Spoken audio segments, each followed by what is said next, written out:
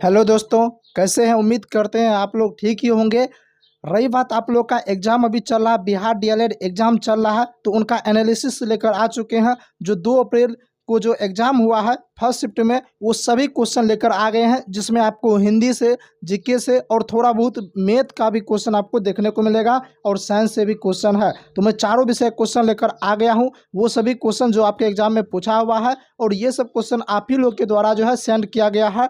चलिए सभी क्वेश्चन की हम चर्चा करते हैं। देखिए, पहला क्वेश्चन, भगवान बुद्ध ने अपना पहला उपदेश कहाँ दिया था? सारनाथ में दिया था। अगर आपने मेरे पहले वाले वीडियो नहीं देखे होंगे 1 अप्रैल वाले एनालिसिस को, तो आप वहां जाके देखिएगा। वहां पे पूछा गया था भगवान बुद्ध का जन्म कहाँ हुआ था 1 अप्रैल को, तो मैं बताया था कि लुम्बिनी, नेपाल। लेकिन एक्स्ट्रा फैक्ट भी मैं बताता हूँ, इसलिए कि वहाँ भी एक्स्ट्रा फैक्ट में मैं ये बात बताया था कि भगवान बुद्ध का पहला उपदेश सारनाथ में दिए थे। ये सारा कुछ मैंने कल वाले वीडियो में बताया था और बोला भी था यहाँ से एक क्वेश्चन आपसे पूछा जाएगा। और देखिए आज क्वेश्चन पूछा गया है। जिन्होंने नहीं देखा आप देख सकते हैं।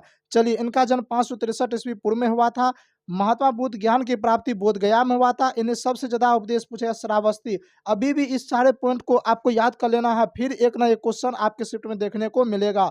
तो सबसे ज्यादा उपदेश पूछेगा तो श्रावस्ती हो जाएगा, लेकिन पहली बार उपदेश पूछेगा तो सारनाथ हो जाएगा। और इनकी मृत्यु 483 ईस्वी पूर्व में जो है इनका मृत्यु हो गया। 483 ईस्वी पूर्व में आपको याद रखना है। देखिए, मैं आपको क्वेश्चन बताता हूं। ये लाल वाला जो क्वेश्चन यानी क्वेश्चन की जो संख्या है, ये क्वेश्चन आपके एग्जाम में पूछा हुआ क्वेश्चन है। लेकिन जो नीचे में बताया गया वो एक्स्ट्रा पॉइंट है, उससे रिलेटेड पॉइंट बताता हूँ, एक्स्ट्रा फैक्ट, ताकि आपके एग्जाम में वहां से क्वेश्चन देखने को मिले। चलिए, एक शब्द एक आया था क्वेश्चन, स्थूल का विलोम शब्द क्या होगा? देखिए, ये ऑप्शन के अनुसार सही हो सकता था, इसलिए हम यहाँ पे आंसर नहीं बताएंगे। जिन्होंने एग्जाम दिया आप लोग कमेंट करके बताइएगा कि इनका विलोम शब्द क्या होगा, या क्वेश्चन में ऑप्शन में क्या था, तब हम क्लियर वहां पे आपको आंसर बता सकते हैं। एक क्वेश्चन आया था, कमल नयन में कौन सा अलंकार है? तो रूपक जो है ना अलंकार है। आपको हम पहले बता देते हैं। देखिए, अलंकार से क्वेश्चन हिंदी में देखने को मिलता है। मैथ की बातचीत करें तो मैथ में थोड़ा बहुत क्षेत्रमिति से एडवांस से भी थोड़ा बहुत रहता है क्वेश्चन, त्रिभुज आरोप के वगैरह ये सब क्वेश्चन आता है, लेकिन मीडियम लेवल पे रहता है। रीजनिंग की बात करें तो रीजनिंग से एकदम आसान क्वेश्चन आ रहा है। मैंने जो है विद्यार्थी से बातचीत किया तो उससे यही पता चला कि रीजनिंग का क्वेश्चन एकदम आसान आ रहा है। रही बात जीके जीएस का, तो जीके जीएस का भी ज़्यादा हार्ड क्वेश्चन नहीं आ रहा है, एकदम मीडियम लेवल पे आ रहा है। टेंशन नहीं लेना आप लोग को, एकदम से आपने जो पढ़ा है, मेहनत किया है, बस आपको उसको रिवाइज करना है। साथ ही साथ आपको जो है ना एनालिसिस देख के जाना है, क्योंकि यहाँ से क्वेश्चन आता है 2 से 3 क्वेश्चन। एक क्वेश्चन आया था, हमारे सौर मंडल का सबसे निकटतम तारा कौन सा है? Proxima Centauri. कौन सा जो है? Proxima Centauri. East India company की स्थापना किस वर्ष हुआ था? 1600 ईस्वी में हुआ था। लेकिन हम इसे रिलेटेड शब्द भी बता देते हैं जहां से क्वेश्चन पूछने की संभावना है। अगर आपसे पूछे डच की स्थापना कब हुआ? 1602 ईस्वी में। पुर्तगाल ईस्ट इंडिया कंपनी की स्थापना कब हुआ था? 1498 ईस्वी में। और फ्रांसीसी पूछेगा, आप इसको नोट डाउन कर लीजिएगा। अगर आज से ईस्ट पूछा है तो फ्रांसीसी भी पूछा जाएगा। फ्रांसीसी ईस्ट इंडिया कंपनी की स्थापना 1664 ईस्वी में हुआ था। ये बात भी आपको याद रख लेना है। जिन्होंने अभी तक हमारे चैनल को सब्सक्राइब नहीं किया है, हमारे चैनल को सब्सक्राइब कर ले और बेल आइकन दबा ले, क्योंकि ऐसे ही हम सबसे पहले अपडेट के साथ एकदम सही क्वेश्चन लेकर आते हैं और फुल एनालिसिस कराते हैं एक्स्ट्रा फैक्ट के साथ। इसलिए आप हमारे चैनल को सब्सक्राइब जरूर कर ले। चलिए, छठा एक क्वेश्चन मैथ से आया था कि एक वृत्त की परिधि 88 सेंटीमीटर है, तो इसकी त्रिज्या क्या होगी? देखिए, वृत्त की परिधि की बात करें तो वृत्त की परिधि होता है 2πr। क्या होता है? 2πr होता है। यहाँ पे त्रिज्या पूछा जा रहा है, तो इसके बराबर हम 88 सेंटीमीटर कर देते और दो गुना कर देते, और पाई का मान 22/7 होता। और यहाँ पे आपसे त्रिज्या पूछा जा रहा है, बराबर 88 कर देते। देखिए, 22 से ये कट गया 4 बार में, फिर ये 2 से कट गया 2 बार में, और 7 दूनी 14, यानी कि आर का मान 14 सेंटीमीटर हो जाता। तो आपका राइट आंसर 14 सेंटीमीटर हो जाता। देखिए, जो क्वेश्चन आप लोगों ने सेंड किया बस वही क्वेश्चन लेकर आया हूँ। देखिए, कुछ कुछ क्वेश्चन आपका छूट गया यहाँ पे, लेकिन नहीं आ पाया, क्योंकि होता क्या है, सभी क्वेश्चन स्टूडेंट को याद नहीं रह पाता है। चलिए, क्वेश्चन नंबर 7 है, बल का गुणनफल क्या होता है? तो द्रव्यमान गुना त्वरण होता है। आप लोगों ने पढ़ा होगा F बराबर ma, बल बराबर द्रव्यमान गुना त्वरण होता है, F बराबर ma होता है। बल का ऐसा मात्रक पूछेगा, क्या होगा? न्यूटन होगा। बल का ऐसा मात्रक न्यूटन, और CGS मात्रक डाइन होता है। ये बात भी आपको याद रखना है। पंचानन शब्द में कौन सा समास है? तो बहुव्रीहि समास है। पंचानन शब्द में कौन सा समास है? पंचानन शब्द में जो है बहुव्रीहि समास है। कौन सा? बहुव्रीहि समास है। ये बात आपको याद रखना है। चलिए नेक्स्ट क्वेश्चन की ओर बढ़ते हैं।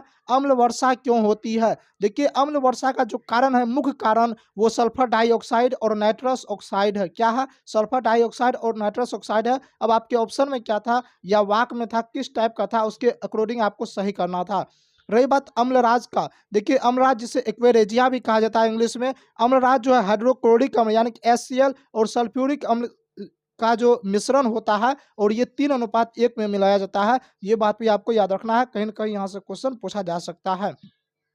और आप लोग कमेंट करके बताना सभी स्टूडेंट को कि बताइए अम्ल वर्षा का पीएच मान कितना होता है। अम्ल वर्षा का पीएच मान कितना होता है, कमेंट करके बताइएगा। और बहुत ही अच्छा क्वेश्चन है, पूछा जाएगा 100% अम्ल वर्षा का पीएच मान आपसे किसी न किसी से पूछा जाएगा, इसलिए आप लोग इसको याद कर लीजिएगा। और जिसको याद है वो उसको कमेंट करके बताना है।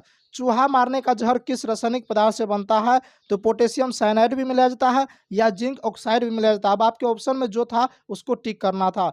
बॉक्साइट का एस क्या होता है? तो बॉक्साइट का एस एल्युमिनियम होता है। वहीं आपसे लोहा का पूछेगा तो हेमाटाइट हो जाएगा, पारा का पूछेगा तो सिनेवार हो जाएगा, और शीशा का पूछेगा तो गेलेना हो जाएगा। शीशा का पूछेगा तो गेलेना PBS हो जाएगा, सिनेवार का HGS हो जाएगा, सिनेवार हो जाएगा। तो ये सब भी आपको याद रखना है, ये संबंधित। और हम चैलेंज देते हैं, एक क्वेश्चन यहाँ से भी रहेगा। इस भी वीडियो से लगभग 2 से 3 क्वेश्चन आने वाला है। मैंने उस वाले वीडियो में बोला था 2 से 3 क्वेश्चन पूछेगा और पूछा गया है उस वीडियो से, और मैं इसमें भी बोल रहा हूँ 1 से 2 क्वेश्चन यहाँ से भी देखने को मिलेगा। भारत छोड़ो आंदोलन के दौरान पहली समानांतर सरकार कहाँ पे बनी थी? तो बलिया में बना था। भारत छोड़ो आंदोलन 1942 ईस्वी में हुआ था। कब हुआ था? 1942 ईस्वी में हुआ था। और असहयोग आंदोलन 1 अगस्त 1920 को शुरू हुआ था। चौरी चौरा कांड 4 या 5 फरवरी 1922 को हुआ था, जिसके कारण असहयोग आंदोलन को स्थगित करना पड़ गया था, जिसके नेतृत्व महात्मा गांधी कर रहे थे। और सविनय अवज्ञा आंदोलन पूछेगा तो 1930 ईस्वी में हुआ था। कब हुआ था? 1930 ईस्वी में। देखिए कई सारे स्टूडेंट इसका आंसर पटना टिक किए हैं, जो कि आपके ऑप्शन में बलिया भी था, इसलिए अगर आपके ऑप्शन में बलिया नहीं होगा तब आपका पटना सही होगा, लेकिन अगर आपके ऑप्शन में बलिया था तो बलिया इसका राइट आंसर हो जाएगा। चलिए नेक्स्ट क्वेश्चन की ओर बढ़ते हैं। मनुष्य के मस्तिष्क का सबसे बड़ा भाग कौन सा है? तो प्रमस्तिष्क हो जाएगा। सबसे बड़ा भाग पूछा जा रहा है। देखिए शरीर को संतुलन बनाने का काम जो है ना, कौन सा मस्तिष्क करता है? सेरिबेलम वाला भाग करता है। मस्तिष्क का सेरिबेलम वाला भाग करता है, लेकिन सबसे तेज बुद्धि वाला भाग जो होता है वो सेरिब्रम होता है। क्या होता है? सेरिब्रम होता है सबसे तेज बुद्धि वाला भाग, जहाँ से यादाश्त करने का जो शक्ति रहता है वो सेरिब्रम में रहता है। चलिए क्वेश्चन नंबर 14, सरल सूक्ष्मदर्शी में किसका उपयोग किया जाता है? उत्तल लेंस का प्रयोग किया जाता है। किसका? उत्तल लेंस का। कोशिका का पावर हाउस किसे कहा जाता है? माइटोकॉन्ड्रिया को। ये क्वेश्चन पूछा है, सब के सब क्वेश्चन पूछा हुआ, जितना भी लाल वाला क्वेश्चन है। देखिए कोशिका का पावर हाउस पूछेगा, या इसी को हिंदी में कहते हैं ऊर्जागिरी। क्या? ऊर्जा घर या ऊर्जागिरी। तो किसको कहा जाता है? माइटोकॉन्ड्रिया को। लेकिन 100% कहते हैं, ये क्वेश्चन भी आपसे किसी न किसी शिफ्ट में पूछेगा कि आत्महत्या की थैली किसे कहा जाता है? तो लाइसोसोम को याद रख लीजिएगा। आत्महत्या की थैली किसे कहा जाता है? लाइसोसोम को कहा जाता है। कोल विद्रोह कब हुआ था? 1831 से 33 के बीच हुआ था। मुंडा विद्रोह का नेतृत्व बिरसा मुंडा कर रहे थे। संथाल विद्रोह का नेतृत्व सिंधु और कान्हू कर रहे थे। सिंधु और कान्हू कर रहे थे, ये बात भी आपको याद रखना है। और बंकिम चंद्र चटर्जी द्वारा लिखित आनंद मठ पुस्तक में सन्यासी विद्रोह का उल्लेख मिलता है, जहां से वंदे मातरम लिया गया है। आपसे पूछेगा हमारा राष्ट्रीय गीत कौन सा है? वंदे मातरम। कहेगा वंदे मातरम के रचयिता कौन है? बंकिम चंद्र चटर्जी। कहेगा कि बंकिम किस पुस्तक से लिया गया वंदे मातरम? आनंद मठ से। पूछे किस विद्रोह से संबंधित है? तो सन्यासी विद्रोह। और चैलेंज देते हैं, ये चारों पॉइंट से एक क्वेश्चन आपसे पूछेगा ही पूछेगा। चलिए नेक्स्ट क्वेश्चन की ओर बढ़ते हैं। आप लोग को लग रहा होगा कि सर ये क्वेश्चन रियल नहीं है, तो मैं आपको बता देता हूँ, आप लोग के लिए मैंने इतना मेहनत किया हूँ कि रियल क्वेश्चन है, सभी स्टूडेंट के द्वारा भेजा गया है। उसको मैंने कॉपी पे लिखा, फिर उसको मैंने PDF के रूप में लिखा, और PDF पे एकदम एक्स्ट्रा फैक्ट के साथ लेकर आया हूँ। थोड़ा देर से लेकर आया हूँ, लेकिन एकदम ऑथेंटिक लेकर आया हूँ, ओरिजिनल क्वेश्चन लेकर आया हूँ एक्स्ट्रा फैक्ट के साथ। इसलिए अगर आपको लग रहा है हम आपके लिए मेहनत कर रहे हैं, तो आप लोग इस चैनल को जरूर सब्सक्राइब कीजिएगा और एक लाइक जरूर कीजिएगा। चलिए भाखड़ा नांगल परियोजना किस नदी पे है? सतलज नदी पे है, ये जो कि कर्नाटक में है।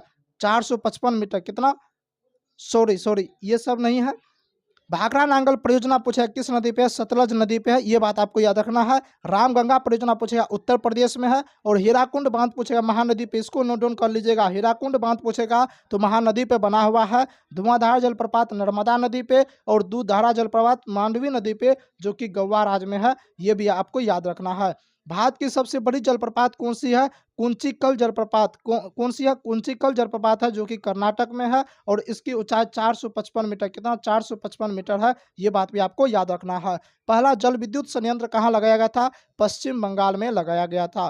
पंचायती राज का वर्णन किस अनुच्छेद में है, आपको मैं बता देता हूँ। पंचायती राज से संबंधित मैंने जब वीवीआई क्वेश्चन करवाया था, मैंने बोला था कि वीवीआई टॉपिक क्वेश्चन लेकर एक वीडियो लेकर आया था, उसमें हम पंचायती राज के बारे में डिटेल से वर्णन किया था और बोला था यहाँ से एक क्वेश्चन आएगा। आप देखिए यहाँ से क्वेश्चन आया कि नहीं आया है।